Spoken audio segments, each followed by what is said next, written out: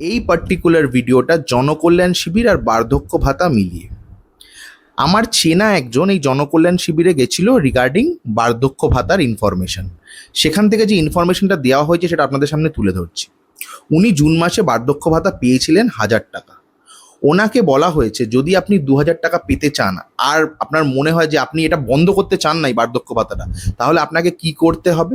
আপনার ব্যাংকের পাসবুকের ফার্স্ট পেজ, আপনি যে জুন মাসে বার্ধক্য ভাতা পেয়েছেন সেই ট্রানজাকশনটার একটা স্ক্রিনশটে প্রিন্ট আউট দিতে হবে, বা আপনার যা যা রেলিভেন্ট ডকুমেন্টস আছে সব জেরক্স করে ওই জনকল্যাণ শিবিরে এসে জমা দিতে হবে।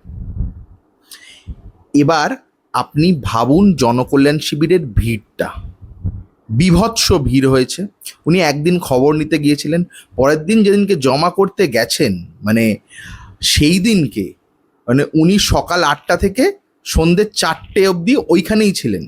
8টায় গিয়ে লাইন দিয়েছেন, পুরো কাজ শেষ করে আস্তে আস্তে 4টে বেজে গেছে।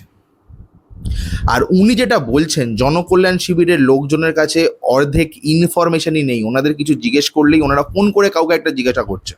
তাহলে এই শিবিরের ইম্পর্টেন্সটা কি যদি সেই ইনফরমেশন না দিতে পারে? এটা কি শুধু একটা অ্যাক্টিভিটি দেখানোর জন্য, শো অফ? তারা কিছুই জানেন না, তাদের সব কিছুই ফোন করে ইনফরমেশন নিতে হচ্ছে তারপরে দিতে হচ্ছে। এইভাবে করে কতটা সলভ হবে জিনিসপত্র? যারা যারা গেছেন তাদের যদি প্রবলেমসগুলো সলভ হয়ে থাকে কমেন্ট করে নিশ্চয়ই জানাবেন, বা আপনারা কি প্রবলেম ফেস করেছেন সেটাও যদি জানাতে চান কমেন্ট সেকশনে নিশ্চয়ই জানাবেন। নমস্কার, ভালো থাকবেন।